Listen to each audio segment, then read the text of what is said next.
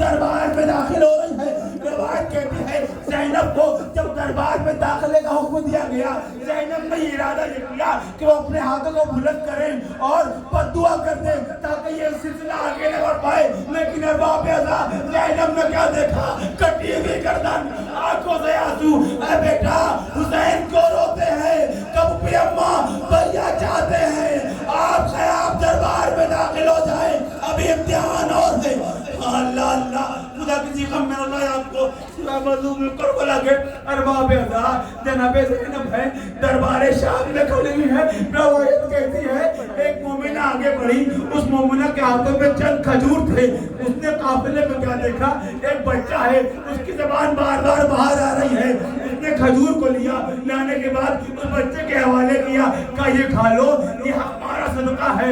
ارباب ازا زینب نے اس منظر کو دیکھا, آواز دی اے صدقہ ہمارے اوپر حرام ہے, تناول نہ کرنا. ارباب ازا حذیفہ آگے بڑھی, وہ یہ کہتی ہے صدقہ تمہارے اوپر کیسے حرام ہو گیا؟ صدقہ تو اہل بیت پر حرام ہے. کیا تم جانتی ہو اہل بیت کون ہے؟ کہا ہاں میں جانتی ہوں. آج کل اہل بیت کے والی کا نام حسین ابن علی ہے. کہا اور کس کو پہچانتی ہو؟ کہا اور میں وہاں عباس کو جانتی ہوں. کہا اور کس کو جانتی ہوں؟ کہا علی اکبر کو جانتی ہوں. کہا اور کس کو جانتی ہو؟ سب کے نام لیتی رہی. بی بی زینب فرماتی ہے تو جانتی ہے زینب کون ہے؟ کہا دربار میں نام نہ لینا, اگر دربار نہ ہوتا تو بتاتی کہ زینب کون ہے. ایک مرتبہ زینب نے بالوں کو ہٹایا, ام حبیبہ یہ دیکھ تمہارے سامنے. جی بھر کے روئیے گا ارباب ازا. آج بی بی زینب جی کھول کے روئی کا چہلم ہے, کہ حسین کا چہلم نہیں ہے ارباب ازا, کل قاسم کا بھی چہلم ہے, اونو محمد کا بھی چہلم ہے, علی اکبر کا بھی چہلم ہے. اور گھر میں اگر ایک چہلم ہوتا ہے تو دن بھر کریا نہیں رکتا. زینب کے پاس ایک دن ہے, 72 لاش ہے. زینب کس کے اوپر آنسو ہے. ارباب ازا اعلان ہو گیا کہ رہائی ملے گی.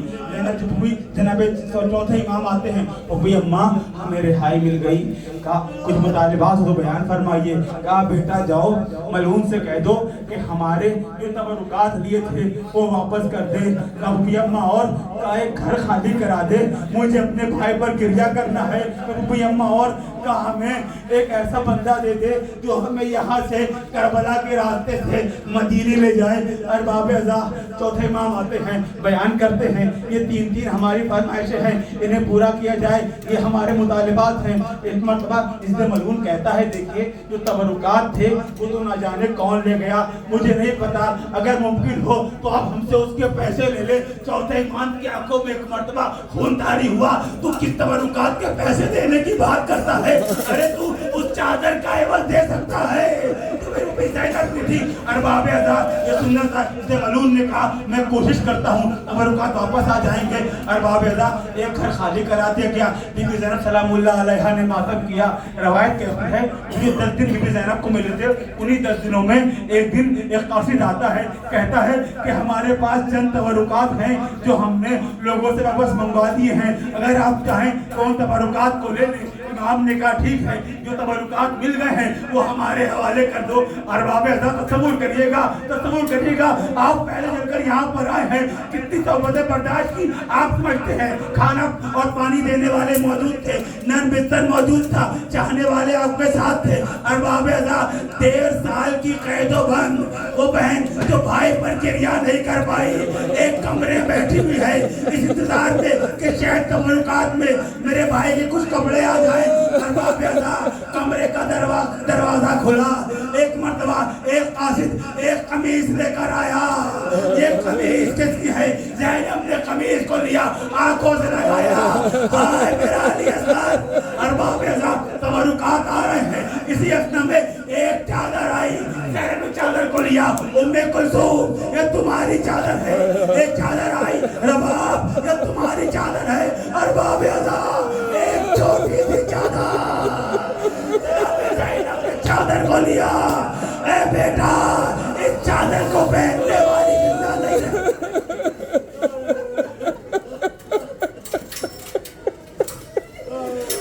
کوئی مطلوب کربلا کے ارباب اعظم چھوٹی سی چادر ہے زینب نے اپنے پاس رکھ دی. ارباب اعظم تبرکات آ رہے ہیں. بی بی زینب ہر ایک کو اس کا تبرک اس کی چیزیں حوالے کر رہی ہے.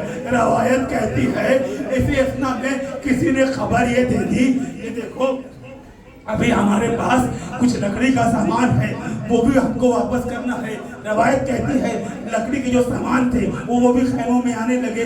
اسی اثنا میں ایک جلا ہوا جھولا خیمے میں داخل ہوا. روایت کہتی ہے کہ رباب ایک مرتبہ اس منظر کو دیکھ رہی تھی.